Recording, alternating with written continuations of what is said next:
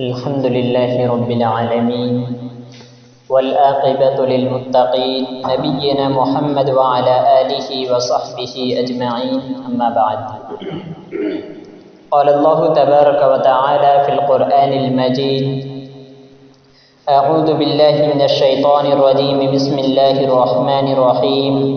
نحن نقص أحسن القصص بما أوحينا إليك هذا القرآن۔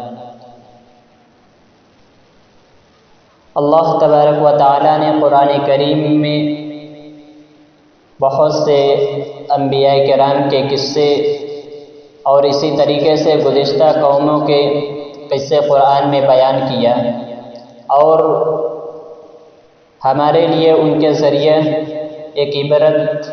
نشانی اور نصیحت بنایا کہ ہم اس سے نصیحت حاصل کریں،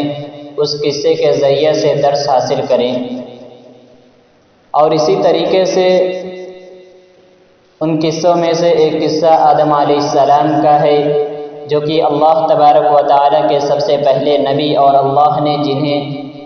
سب سے پہلے اپنے ہاتھوں سے بنایا، اپنے ہاتھوں سے پیدا کیا، ان کے آدم علیہ السلام کے قصے میں بہت سے دروس، نصیحتیں اور اسی طریقے سے عظیم فوائد ہیں۔ اس واقعے سے بہت سے ہمیں نصیحتیں ملتی ہیں،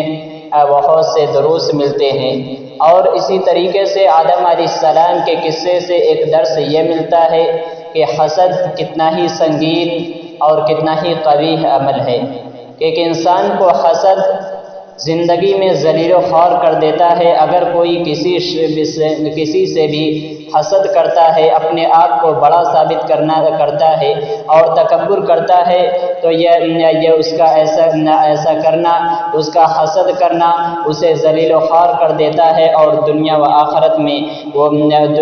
آخرت میں ذلیل ہو جاتا ہے۔ اور اسی طرح جیسا کہ آدم علیہ السلام جب اللہ تبارک و تعالیٰ نے آدم علیہ السلام کو پیدا کیا اور اس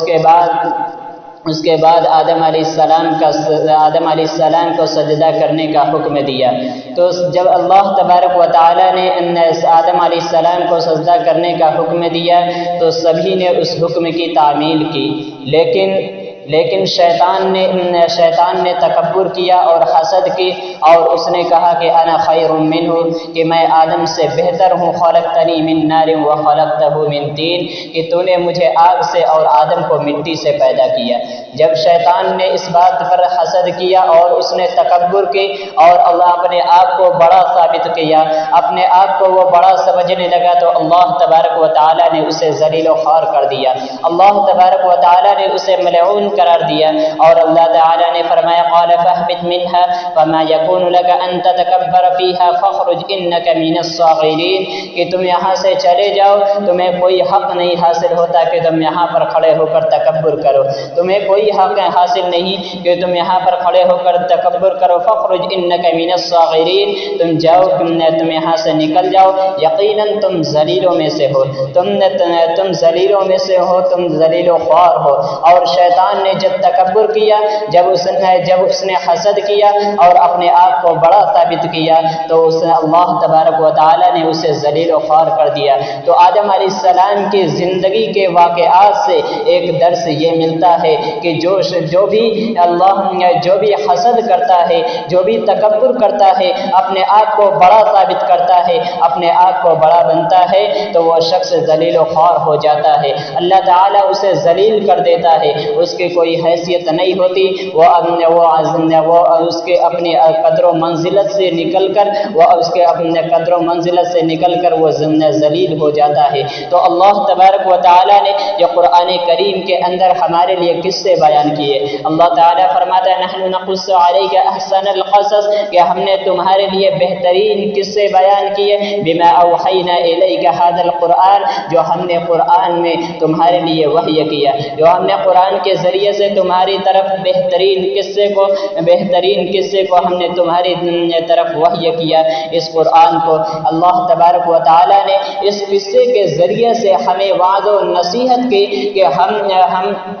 کیا کریں، یعنی کہ ہم اس قصے کے ذریعے سے یہ درس حاصل کریں اور اس سے ہم نصیحتیں حاصل کریں اور عبرت حاصل کریں کہ ہم اپنی زندگی میں کیا کریں۔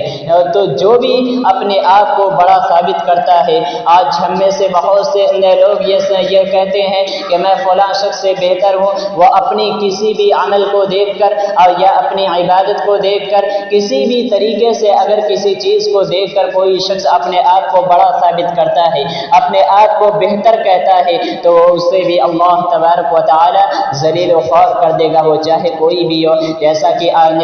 ابلیس نے جب آدم علیہ السلام سے اپنے آپ کو بہتر ثابت کرنے لگا، جب اپنے آپ کو بڑا کہنے لگا اور وہ تکبر کرنے لگا، تو اللہ تبارک و تعالی نے اسے ذلیل کر دیا، اللہ تبارک و تعالی نے اس کے قدر و منزلت کو ختم کر دیا۔ تو معلوم ہوا کہ حسد کتنا ہی سنگین جرم ہے، حسد کتنا ہی برا عمل ہے، اس سے اس کی سنگینی اور قباحت کا پتہ چلتا ہے۔ لہذا ہمیں چاہیے کہ اس سنگین جرم سے ہم محفوظ رہیں، اس سے بچیں، ہم ایسے عمل سے بچیں جس کے ذریعے سے اللہ تبارک و تعالی ہمیں ذلیل و خوار کر دے، اللہ تبارک و تعالی کے یہاں ہماری قدر و منزلت ختم ہو جائے۔ لہذا ہمیں چاہیے کہ ہم حسد جیسے قبیح عمل سے محفوظ رہیں۔ الہ العالمین سے دعا ہے کہ رب العالمین ہم تمام مسلمانوں کو حسد سے محفوظ رکھے اور ہمیں تکبر سے دور رکھے، آمین۔ وما علینا الا البلاغ